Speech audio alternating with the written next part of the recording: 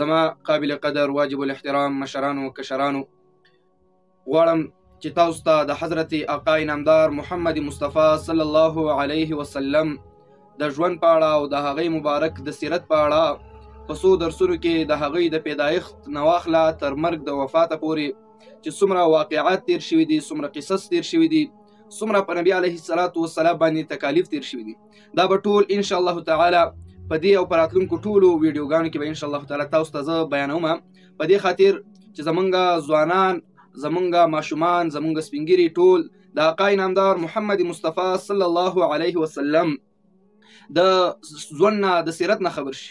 ځکه که څوک په یو چا باندې عاشق کیږي، که څوک په یو چا باندې مینیږي، نو د هغه د کمالاتو نه به ځان خبروي، د هغه کس د احوالو نه به ځان خبروي. هر کله چې ته د هغه کس د احوالو نه خبر شي، تا به ورسره بیا مینه پیدا کیږي. نو موږ او تاسو ټول ارمان د دې خبرې لرو چې د محبوب عربي صلی الله علیه وسلم شفاعت به موږ او تاسو ته د قیامت په ورځ نصیب کیږي. نو الله جل جلاله دې دغه درسونه ده او راتلونکي ټول درسونه دي الله جل جلاله زموږ دپاره د شفاعت ذریعه وګرځوي. عزتمندو، محبوب عربي صلی الله علیه وسلم مبارک فرمای، حدیث مبارکه کې راځي چې الله جل جلاله د حضرت ابراهیم علیه السلام په اولاد کې بنو کنانه غوره کړل. د نبی علیه السلام په دې درس دا چې کوم درس اولنی درس درته وایم، په دې کې د نبی علیه السلام د نسب په اړه درته یو څو چند خبرې کوم، په راتلونکي درسونو کې به درته بیا نورې موضوعګانې شریکوم تاسو سره. محبوب علیه السلام فرمای چې الله جل جلاله د ابراهیم علیه السلام په اولاد کې بنو کنانه غوره کړل، دا یو قبیله وه. بیا په بنو کنانه کې الله جل جلاله قریش غوره کړل، او په قریشو کې الله جل جلاله بنو هاشم غوره کړل، او بیا په بنو هاشم کې نبی علیه السلام مبارک فرمایي چې زه الله تعالی غوره کړم په ټول اولاد کې، او زه پیدا کړم دنیا ته راولېږم. عزتمندو مسلمانانو ورونو، محمد مصطفی صلی الله علیه وسلم هغه نامداره او د لوی نسب والا پیغمبر دی چې د دې د نسب په اړه د یو څو چند خبرې که موږ تاسو واورو. نسب د نبي علیه السلام د پلار نه واخله تر حضرت آدم علیه السلام پورې ټول مسلمانان تیر شوي دي. عزتمندو، دا چې څومره پلار او په نیکه او د هغه په نیکه سره څومره چې دي ټول مسلمانان تیر شوي دي. د نبي علیه السلام د پلار مبارک نوم عبدالله، او د هغه د پلار بیا نوم عبدالمطلب، او د عبدالمطلب د پلار نوم هاشم، بیا د هاشم د پلار نوم مناف. نو دغه څومره چې د نسب خبرې دي او د هغې د نسب اړوند خلک دي، د هغې پورې نه ورځم، صرف د بنو هاشم او د حضرت عبدالمطلب صاحب په اړه درته یو څو چند خبرې کوم، او بیا په دې درس باندې اکتفا کوم. هاشم څوک و عزتمندو؟ هاشم د خپل نوم علمای کرام فرمایي عمر، و عمر په عین میم را وو باندې لیکل کېږي، عمر نوم. نو هاشم یې درته ولې ویل؟ وایي هاشم یې ورته ځکه ویل، هاشم هغه چاته وایي په عربۍ کې څوک چې ډوډۍ میده کوي، ډوډۍ میده کوونکي ته هاشم وایي. نو دته ولې ډوډۍ میده کوونکي وایي؟ وایي دته به یې ځکه ډوډۍ میده کوونکي وایي، او د عمر ته به هاشم نوم اخیستو چې دا انتهایي زیات سخي انسان و، انتهایي زیات. ده به د حاجیانو خدمت کولو، حاجیان به چې کله حج ته راتلل نو ده به غوټې غټې کاسې به وي، داسې زموږ ستاسو کلیو کې چې په کورونو کې چې کومې کاسې دي دومره کاسې به نه وي چې یو نفر او دوه نفرو به بس کفایت کېدلو، غټې غټې کاسې به وي، 100 نفره، 50 نفره، 200 نفره، 1000 نفره به ترېنه راتاو، غټې غټې کاسې به وي. ده په دې کاسو کې خلکو ته ډوډۍ میده کولې، او خان به یې حلال کړي و، د هغې نه به یې شوروا جوړه کړې و، هغه به پکې اچوله. نو ده ته به یې ځکه هاشم ویل چې دی انتهایي زیات سخي انسان و، صدقې به یې کول، خیراتونه به یې کول. نو دی په هاشم باندې مشهور شو، خپل نوم یې عمر و. همدارنګې نو دی چې و انتهایي زیات هوښیار انسان هم، دا هاشم چې انتهایي زیات هوښیار انسان و. علما کرام فرمایي د دوی په وخت کې د غلو او د ډاکوانو او د قافلې به چې د یو ملک نه بل ملک ته تلې، د تجارتي د قافلې، نو دا به غلو لوټ کولې. نو د سره سوچ پیدا شو چې دې ختمول پکار دي، اوس څه وکړم؟ نو اخر کې داسې سیستم جوړ کړو د موږ او تاسو چې دلته په دې خپل ملکونو کې دا رسېدلي ملکونه چې دي دا پوستې ځای پسې ګورو، یو چرای کې بل چرای کې، یو چوک او بل چوک کې دا پوستې دي، دا ټول هغه استخراج او استنباط د هاشم دی، دا هغه راویستلی دي، شروعات یې هغه کړی دی چې هغه د پوستې ځای په ځای ولګولې. مثلا 1 کیلومتر بعد یا 2 کیلومتر بعد یو پوسته ولګوله چې دغه کومې قافلې ځي دا پابند ځي. انتهایي زیات دا د عقل هغه فکر استعمال کړو چې خلک په امن سره لاړ شي، بېرته راشي، دا قافلې په امن سره شي. یو د پوستو سیستم برابر کړو دی هاشم. دویم یې سفارتي نظام جوړ کړو، لکه موږ او تاسو په مختلفو ملکونو کې د خپل د ملک د بادشاهانو سفیران لرو، نو که زمونږ د هاشم به ویل که د روم سره څه جنجال لازم دا سفیر به ورسره خبره کوي، که د حبشو سره څه جنجال لازم دا به ورسره خبره کوي. همدارنګه یمن ته هم سفیر ولېږل، مختلفو ځایونو ته سفیر هم لېږل. نو په کوم عمرۍ کې او دې چې وفات شوی په څو کلنۍ کې موږ او تاسو د عقل اندازه د دې نه معلومولی شو. دې چې وفات کېدو علما کرام فرمایي د عمر 25 کاله. نو ته دې ته سوچ کوه چې د په دومره کم عمره کې د دومره کارونه څنګه کول، د انتهایی زیات عقل او الله تعالی حسن هم ډیر زیات ورکړو د هاشم ته، عمر ته. عمر نوم او په هاشم باندې مشهور و، انتهایی زیات حسن هم الله تعالی ورکړو، انتهایی زیات هوښیار هم. دغه هوښیارتیا یې دغه د زیرکتیا او د قابلتوب او د حسن د چرچۍ او د سخاوت دا انتهایی زیات په عربو کې مشهور شو. دومره مشهور شو چې علما کرام فرمایي د سخاوت دا چرچا او د اوازې انت رومه پورې ورسېدلې او د یمن پورې د مختلفو بادشاهانو ته ورسېدلې. نو یو دفعه ورته د روم بادشاه هغه ورته خط راولېږلو، ورته ویل چې زما یو لور ده او شهزادګۍ ده، غواړم چې هغه تا ته په نکاح کړم. ستا د عقل خبرې ما ته رارسېدلې دي، احوال دې ما ته رارسېدلي چې ته ډېر زیات هوښیار انسان یې، که ستا خوښه وي نو زما د لور سره نکاح وکړه.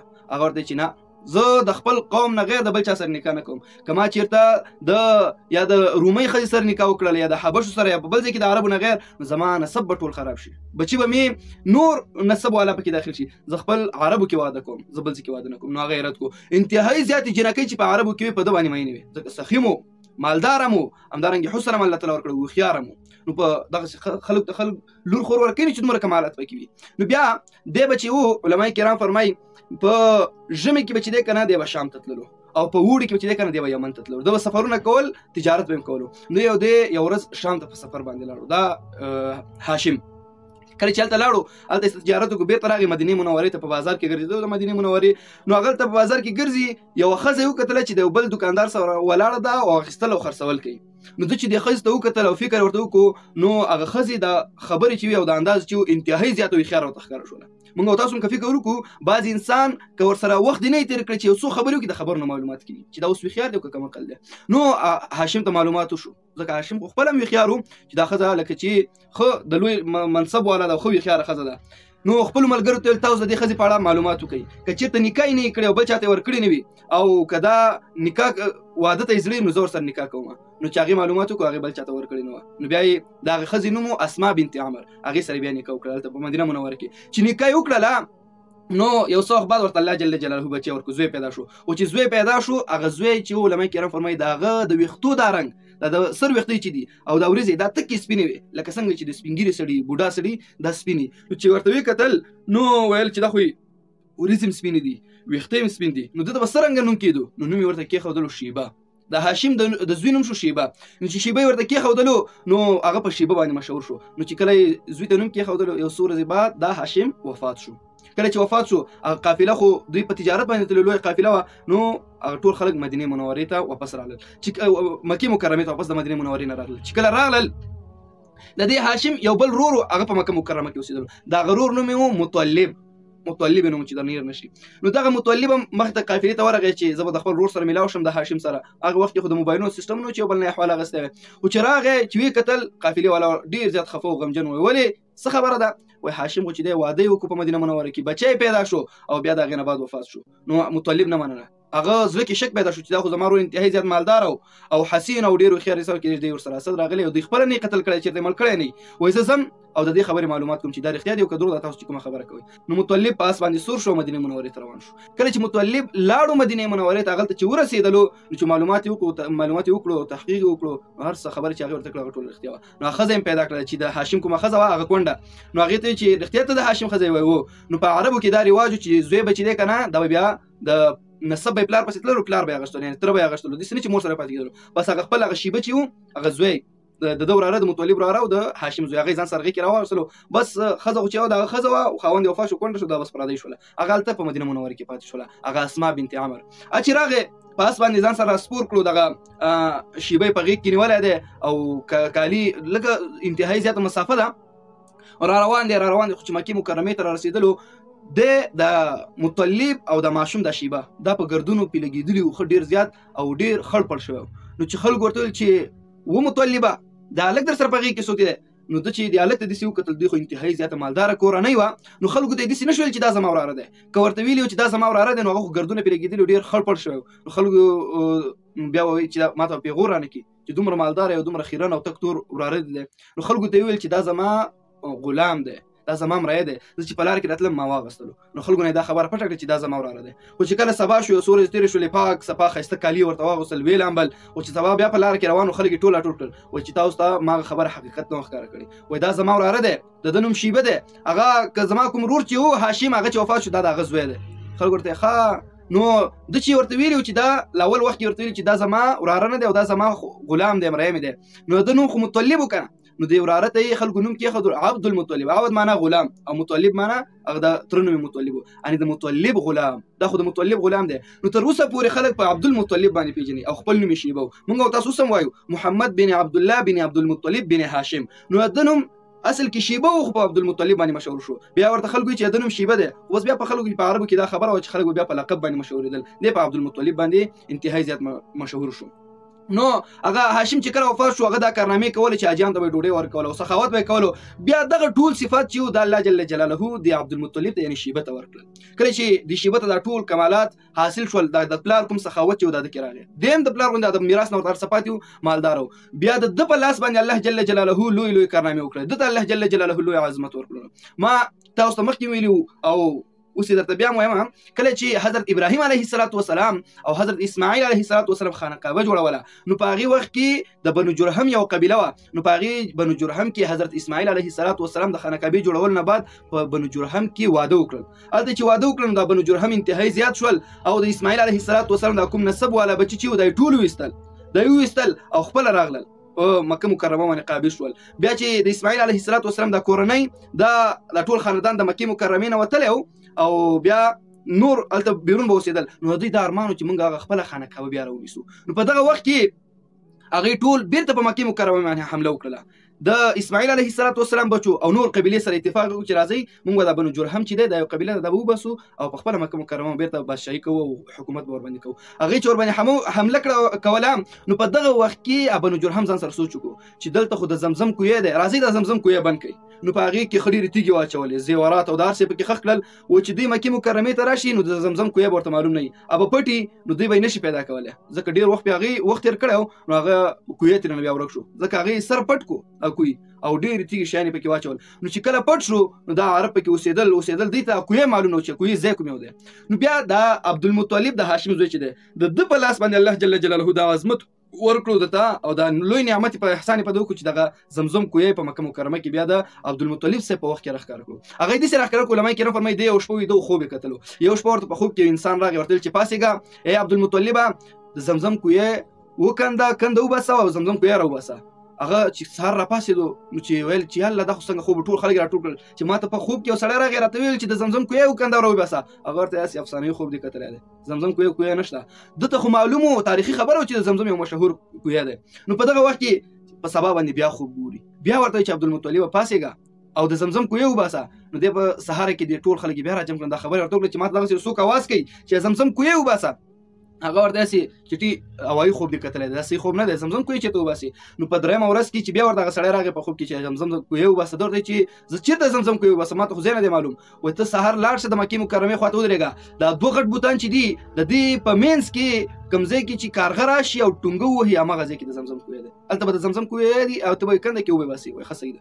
نو دی راغی د عبدالمطلب او خپل زوی هم ځان سره وشو، د هغه زوی نوم یې حارث هغې ځان سره وشو. بچي ګوره ورته چې هر ځای کې کارغه ټونګه ووهله بس هماغه به زمونږ ځای هلته به کوی وباسو. نو دوی ورته کتل یو کارغه راغی او هلته ټونګه ووهله، بس دوی ورمنډه کړه هغلته یې نښه وکړله او ټول خلک قبیلې راټول کړه چې دلته همدې ځای کې د زمزم کوی دی، دا کنده به وباسو او بیا به موږ تاسو ټول ترې صفا پاکې وباسو ځکه په عربو کې انتهایی زیات د اوبو کمی دی. تیل پکې انتهایی زیات دي خو د اوبو کمی دی پکې، تیل د اوبو نه ارزانه دي اوبه پکې کمی دی. نو خلکو ورته چې نه خانقاه خو یوازې ستا نه ده دا زموږ ټولو ده، کندې به دلته زموږ خانقاه خوا ته نه وباسي، دا زموږ ټولو یو ځای جومات دی موږ پکې عبادت کوو، ته به کندې نه وباسې. خو ده ډېر عذرونه وکړل، ده به کنده راویستله خلکو به بېرته هغه ډکوله.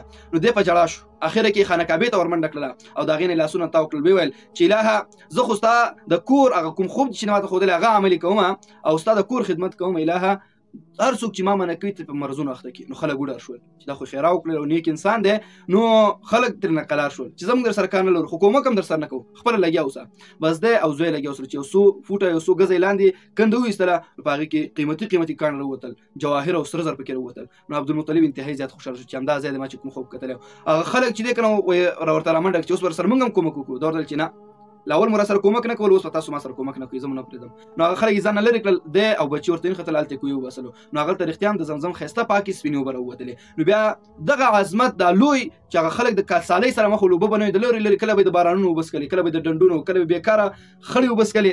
دغه پاکې ښایسته د زمزم اوبه د عبدالمطلب صاحب د نیکه د نبي علیه الصلاة والسلام نیکه چې و د ده په لاس باندې الله جل جلاله د کوهی راښکاره کړو. بیا د دې کوهي مسؤلیت خپل عبدالمطلب واخیسته. د دې کورنۍ خلکو ته ویل چې د دې کوهی ما ویستلی دی او مسؤلیت ټول ما سره دی، اوبه در باندې خرڅوم نه، اوبه به مفت وړئ، خو دا خدمت به مونږ کوو، دا ثواب به الله جل جلاله مونږ ته راکوي. نو خلک به راتلل، د ورته بوکه ولګوله، پړی ورته واخیستلو، هغې نه به یې بوکې ډکولې، خلکو به پاکې صفا یخې اوبه څکلې. نو علما کرام فرمایي د عبدالمطلب خو هغه کارونه وکړل، هاشم خو هغه کارونه وکړل چې سفارتي نظام یې جوړ کړو، د غلو مخنیوی یې وکړو، پوستې یې جوړ کړلې. خو بیا عبدالمطلب د الله جل جلاله دغه په لاس باندې یو بل لوی عظیم دا کار وکړو چې الله جل جلاله د ده په لاس باندې د زمزم کوهی راوباسلو، پاکې او ښایسته اوبه یې خلکو ته ورکولې. همدارنګې بیا د عبدالمطلب د ده له اوله کې بچي نه ول، نو د مختلفو ډېرو ښځو سره ودونه کړي. ده به سوال کړی چې الهه ما ته 10 بچي راکړه، که ما ته دې 10 بچي راکړل نو زه په 10 بچو کې یو بچی قرباني کوم، یعنی ذبح کوم به حلالوم به. نو ته به همیشه سوال کولو. نو الله جل جلاله ورته 10 بچي ورکړل. د یو زوی نوم یو حضرت حمزه رضی الله تعالی عنہ، د بل زوی نوم یو حضرت عباس رضی الله تعالی عنہ، د بل زوی نوم حضرت عبدالله رضی الله تعالی عنہ چې د نبی علیه الصلاة والسلام پلار دی، او د بل زوی نوم ابو طالب، د بل زوی نوم ابو لهب، او د بل زوی نوم مقوم، فراغ، ایدک. همداسې مختلف علما کرامو نومونه ذکر کړي دي. نو دغه بچي چې وو دا 10 بچي چې راټول شول، د سوال کول چې الهه که ما ته 10 بچي راکړې زه به ذبح کوم. نو چې کله 10 بچي برابر شول نو خلکو ورته وویل، دی بیا ویده خوب ګوري چې عبدالمطلب اتا چې کوم نظر منلی هغه نظر پوره کړه. نو په دې وخت کې وایي چې الهه ما خو نظر منلی سړي زه به یې پوره کړم. نو دې سهار ته راپاڅېد، نو یو پسه یې حلال کړو. بیا سبا باندې خوب ګوري چې عبدالمطلب نظر دې پوره کړه، نو بیا راپاڅېد بل پسه یې حلال کړو. نو په درېیم ځل بیا خوب ګوري چې عبدالمطلب نظر دې پوره کړو، نو د اوښ حلال کړو. اخره کې دا خوب به یې بار کتلو. نو په هغه وخت کې چې کوم عالمان او کاهنان هغه د یهودیانو مشران عالمان اوسېدل، هغې ته ورغی چې زه اوس څه وکړم. هغه ورته یې داسې کار وکړه چې دغلته یو لوی د یهودو لوی عالم اوسېږي، هغه سره مشوره وکړه. هغه ته ورغی، هغه ورته ویل چې داسې کار وکړه چې تا سره کوم نظر منلی، وایي ما داسې نظر منلی چې الهه که ما ته 10 بچي راکړل زه په هغې کې یو بچی ذبح کوم حلالوم به. وایي اوس به ته یو بچی یا ذبح کوې یا به داسې کار وکړې چې د یو بچي په سر به د 10 خانو صدقه ورکوي، 10 خان به ذبح کوي. وایي ځکه زمونږ په شریعت کې دا دی چې څوک یو راپاسېږي یو بل سړی قتل کړي نو هغه ته په دیت کې 10 خان ورکوي. زمونږ اساس په شریعت کې اوس چې دی که نه که څوک قتل کړي نو 100 خان دي، او په هغه وخت کې چې دی که نه 10 خان.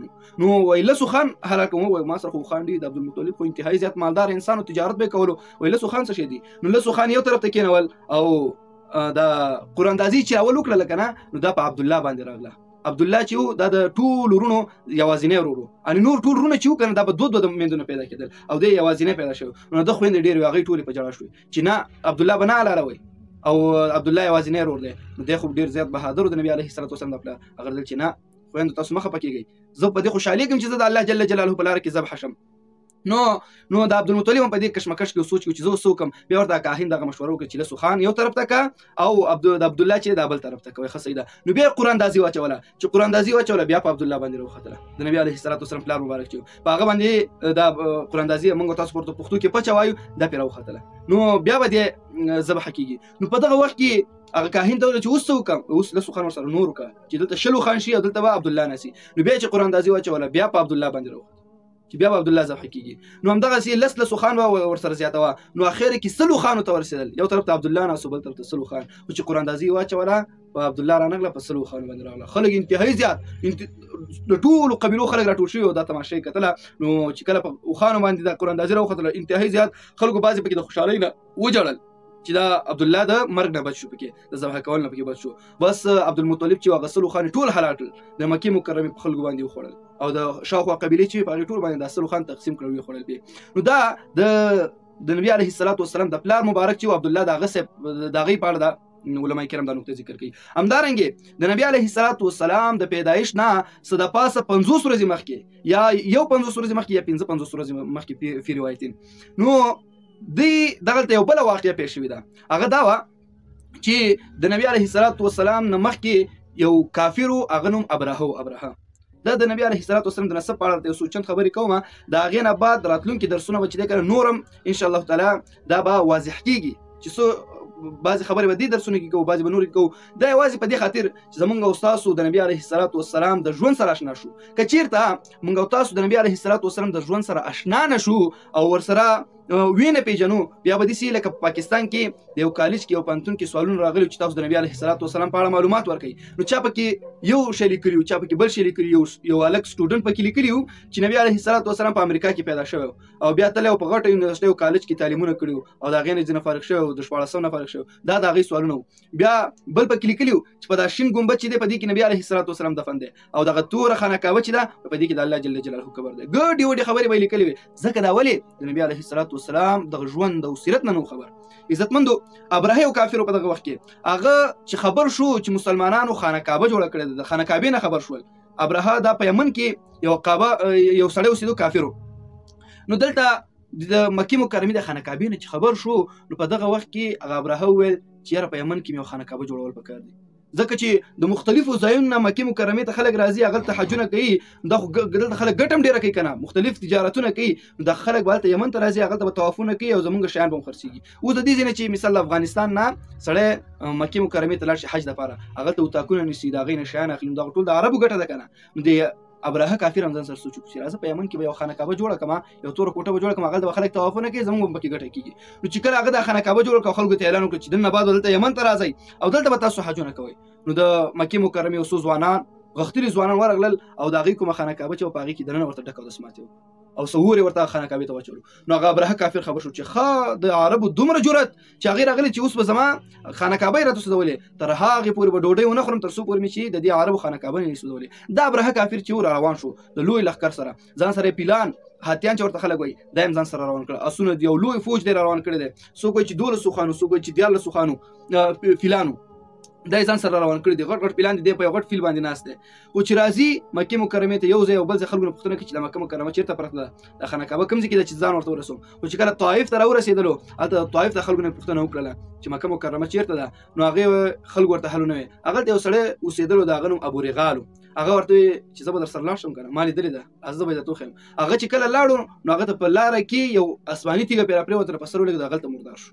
اوس هم د هغه قبر هلته په لاره کې دی، چې څوک هم د حاجیان هلته چې کله لاړ شي د هغه په قبر باندې تېرېږي، یو تیږه پرې ولي، ځکه دی ابرهه کافر ته د مکې مکرمې لاره ښودله چې هغه ورانه کړي. خو چې کله را روان شو نو د ابرهه کافر اعلان وکړو و چې که د عربانو چې کوم عرب دغلته اوسېږي، که اوښان مو ورته ګیر کړل هغه ستاسو شو، مال غنیمت دی، که پسونه مې ګیر کړل مال غنیمت دی، که هلکان مو ګیر کړل دا ستاسو غلامان شو. بس هغې چور شروع کړو، یو شی ګیروه بل شی ګیروه. نو د عبدالمطلب چې و که نه 200 اوښان سرېدل، هغه یې لاولې هغه ګیر کړل چې دا چا دی، وایي دا د عبدالمطلب وایي ګیرې کوي، هغه ګیر کړل. نو په دغه وخت کې له مکې مکرمې ته را رسېدلی نه دی، لرې د مکې مکرمې پراته دي. عبدالمطلب ته احوال را ورسېدلو چې ستا هغه اوښان چې وو 200 اوښان هغه ابرهه کافر ګیر کړي دي، وایي ستا ورکه زه ورپسې ورشم، تاسو لږ صبر وکړئ. نو دا عبدالمطلب چې و دا د کور نه راووتلو او ورپسې راغی. کله چې راغی ورنږدې شو نو ابرهه کافر چې د عبدالمطلب وکتلو نو انتهایی زیات خوښ شو، ځکه چې ښایسته مبارکه تکه سپینه ګیره وه، سپین نوراني مخ یې و، ځکه د نبي علیه الصلاة والسلام نور مبارک د ده په تندي کې و. نو ښایسته نوراني مخ مبارک یې و، ډېر زیات عزتمن ښکارېده، د لرې نه به چې روان و. نو ابرهه ځان سره سوچ وکړ که ده راته ویل چې په مکه مکرمه باندې حمله مه کوه، زه به د ده خبره ومنم، ځکه چې سړی ماته ډېر زیات عزتمن ښکاري. کله چې عبدالمطلب ورنږدې شو نو د ابرهه کافر ته وایي چې او ابرهه څه لپاره راغلی؟ وایي چې راغلی یم چې ستاسو خانقاهوه ورانه کړم، تاسو زموږ خانقاهوه سوځولې ده، وایي ښه تا زما 200 اوښان ګیر کړي، دغه زما 200 اوښان راکړه. نو ابرهه ورته وایي ما فکر کولو چې ته ډېر زیات هوښیار یې، ما چې ته به راته وایي چې دا خانقاهوه مه نړوه یا مې سوځوه، نو زه به بېرته لاړ شم، زه ستا خبره ومنم. ته راغلی ما نه د اوښانو پوښتنه کوې، د خانقاهوې پوښتنه نه کوې. نو عبدالمطلب ورته دلته یو معقول جواب ورکړی دی، ورته وایي چې ای ابرهه د اوښانو مالک زه یم، د هغې څښتن زه یم، د دې پوښتنه به نه زه کوم، او د خانقاهوې مالک چې دی هغه الله دی، د هغې پوښتنه به درنه الله کوي، زما اوښان راخوشي کړه. نو هغه اوښان یې ورسره بیا ورکړل. نو په دغه وخت کې عبدالمطلب راغی د مکې مکرمې خلکو ته یې وویل چې د مکې مکرمې خلکو مونږ خو کمزوري یو او کم وسه یو، نه دومره توري لرو نه دومره طاقت او فوج لرو پرې چې راشي د ابرهه د خانه کابل وسوځي یا دی ونړی هغه جنگ خور سره نشي کولای دا سره فلان دی او اسونه دی ور سره فوج دی خو که وینړ ولا یا وسوځول موږ بیرته جوړ کړو دې کې څه خبره ده راشي را دي خپل ضد پوره کی نو په دې وخت کې چې هغه څنګه روانېدل علماء کرام فرمایي او قران کریم کې آیت سورۃ په راغلي سورۃ الفیل الم تر کیف فعل ربک باصحاب الفیل الم یجعل کیدهم فی تضلیل دا آیاتونه به الله جل جلاله رس نازل کړو نو الله جل جلاله دا وړي توتکۍ چې دی ابابیل ورته وي دا توري مرغۍ چې د تیز چلوزي دوی په خپل مخوکو کې او یو تیګه په مخوکو کې راوغستله او دوه تیګه په یو پنجه کې بل په بل پنجه کې دا راپورته شولې او د برنه یو تیګه را خوشی کړله د یو پیل په سر بوچولې کې لاندې بتر نو وتله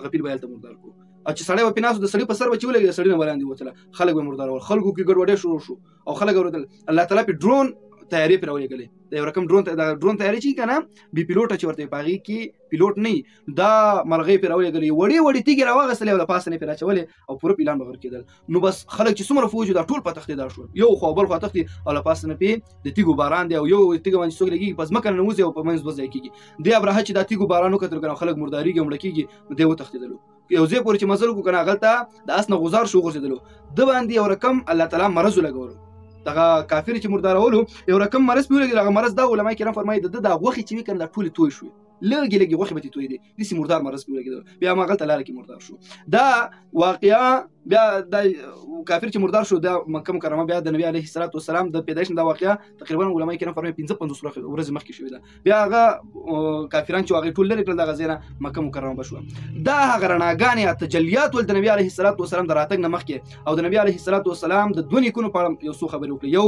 د هاشم په اړه چې لوی تاجر او لوی سخي انسانو یو د عبد المطلب په اړه نو دغه څو چن خبرې تاسو په حضور کې مارس کړي الله جل جلاله دې پرې اولا ماته به تاسو ټول عمل کولو توفیق نصیب کړي